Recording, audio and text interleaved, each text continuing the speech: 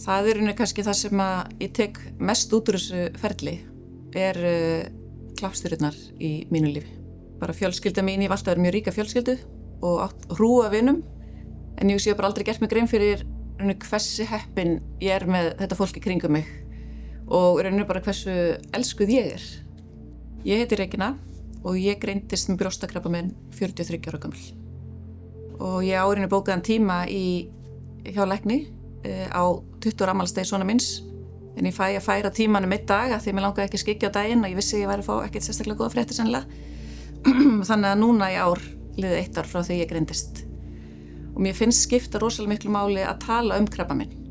Að við eigum að hvetja vinkonur og systur og mæður og ömmur og öll sem eru með brjóst til þess að fara í skimun. Og það líka ég ákvað að fara að tala mitt krabbamein var til þess að vinkona mín fór heim sama dag, þreifaði sín brjóst, hún fann hnút.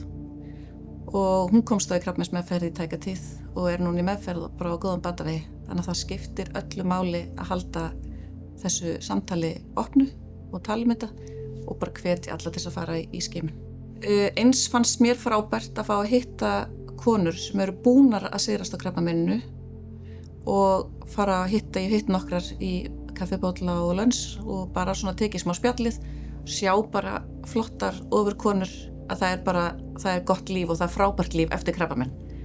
Og það er bara eitthvað fallegt sem tengir okkur samar sem hefum gengið í gegnum þessa lífsreynslu. Maður finnur það að svona þegar maður gengur í gegnum þetta koma að fyrir að meta allt upp á nýtt. Þroskinn fylgir þjáningunni. Maður færir það ótrúlegt hvað maður er fljótur að breytast bara frá því maður greinist að allt einu bara skiptir umferð engu máli. Ég er bara þakklátt að fá að vera í umferð. Það breytast einhvern veginn allar áherslur hjá manni og já, ég er allan ennþá hangandi þar. Í dag er ég krabbameinslaus og var þörfinu bara frá því að ég fór í uppskurð. Þannig ég er búin að fara í aðgerð og ég er búin með lyf og ég er búin með geisla.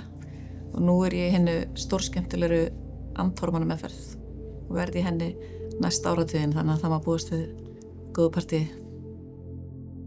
Þú breytir öllu. Kaupum bleiku slaufuna. Krabbameinsfélagið.